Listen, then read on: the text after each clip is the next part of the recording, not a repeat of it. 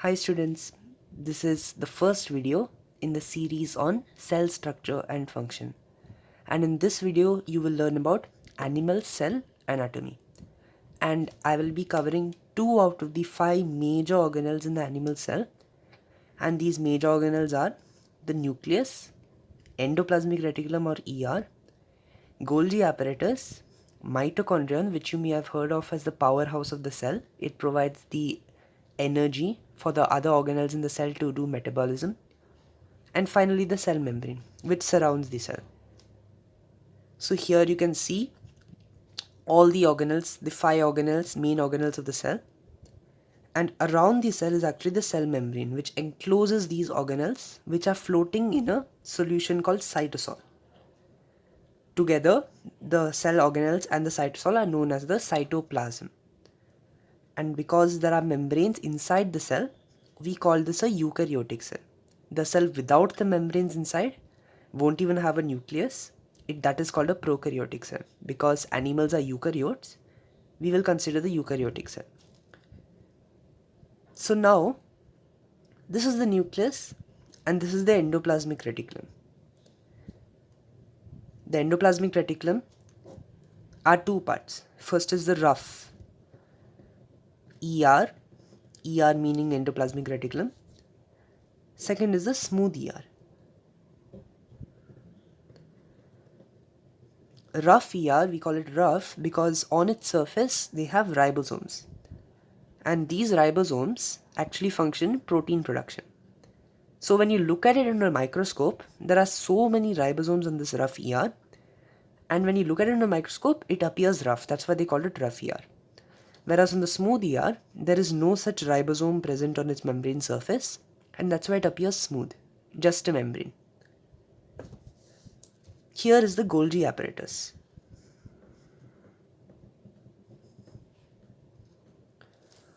This Golgi apparatus functions in the modification of proteins. And finally, this is the mitochondrion. You can identify the mitochondrion by its bean shape and also its inner membrane, which you can see in red here. So now students, let's go to the function of the nucleus as well as the ER, which is the endoplasmic reticulum. So first the nucleus. What is the nucleus? The nucleus is an important organelle in the cell. It is the control center of the cell. Without the nucleus, the cell cannot even function. It contains the genetic material of the cell. And this genetic material is what? It is DNA, deoxyribonucleic acid. Inside the nucleus, there is another organelle called this nucleolus. The nucleolus and the DNA is surrounded by a nuclear envelope, which separates the nucleus from the rest of the contents of the cell. So here is the detailed structure of the nucleus. Firstly, we can see that the nuclear envelope is not just one membrane. It is actually two membranes. It has an outer membrane as well as an inner membrane. This outer membrane and inner membrane together shield the nucleus. But things need to go in and out of the nucleus. So how do they go in and out of the nucleus? They go in and out actually using nuclear pores.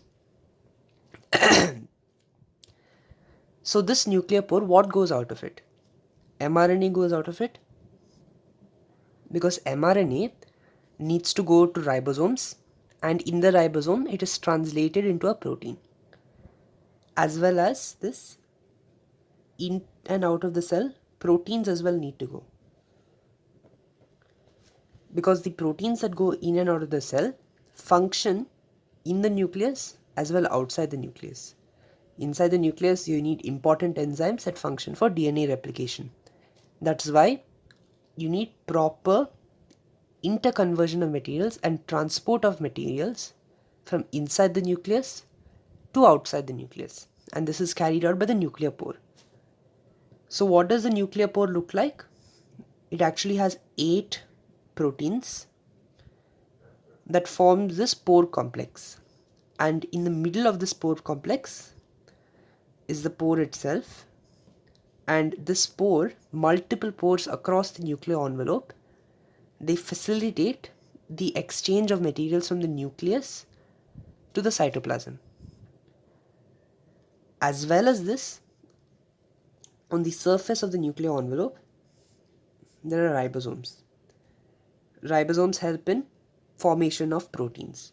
These are bound ribosomes, so this will help for formation of extracellular proteins as well as membrane proteins, not just intracellular proteins. Intracellular proteins are made by free ribosomes, which are not bound to any membrane. They are just free floating in the cytoplasm. So now let's move past the nuclear envelope.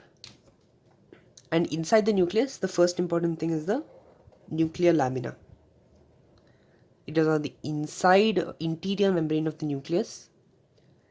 And now this nuclear lamina is a series of proteins that helps to structurally stabilize the nucleus, make it robust so it does not collapse. As well as this, we have this nuclear matrix.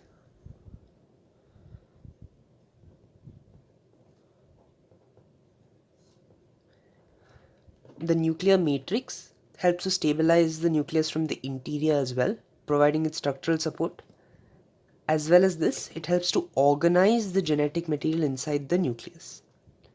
So now let's move to the key player, which is the genetic material. So often we see the genetic material represented as chromosomes, but this is only happens during cell division or mitosis.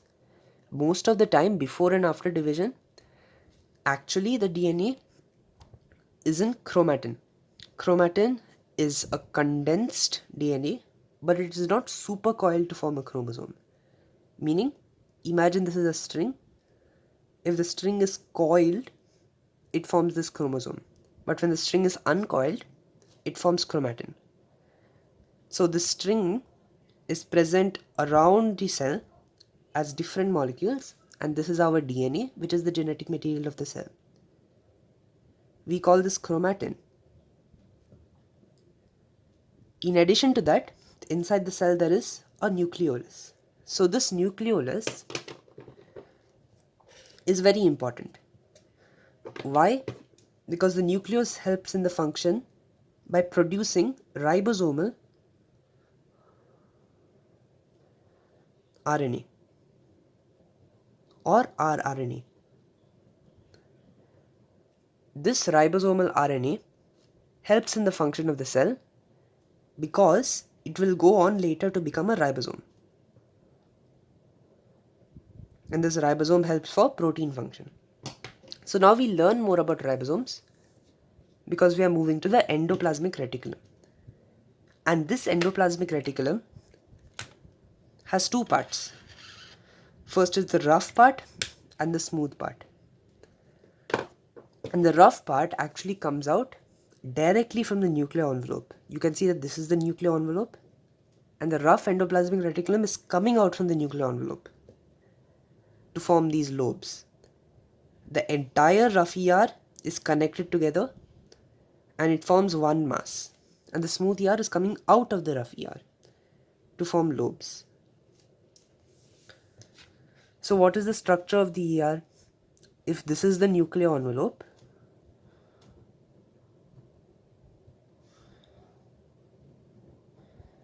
the ER is coming out of the nuclear envelope to form these lobes called the cisternae.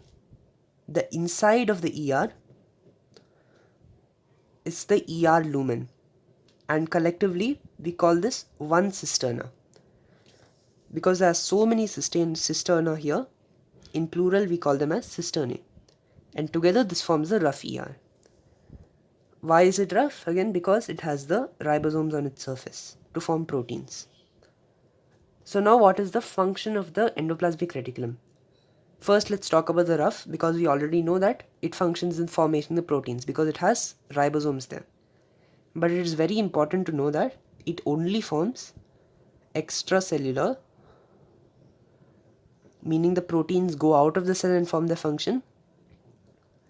Otherwise, it is membrane proteins, which go to the membrane and then they sit in the membrane as a protein. These ribosomes function in protein production, and to do so, they form a polypeptide that goes into the ER, into the cisterna of the ER. And once it goes into cisterna, it functions in the coiling of the protein. And now we have a coiled protein. And this protein moves like this. And it goes into the tip. And inside the tip, it buds off to become a vesicle. So you can see here, inside the ER, these are all vesicles that are coming from the ER. And they all have proteins inside of them.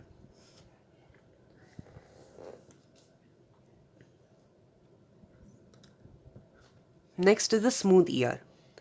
The smooth ER is multifunctional. So it can form functions in synthesis of lipids, carbohydrates, but its two other main functions are detoxification and calcium storage.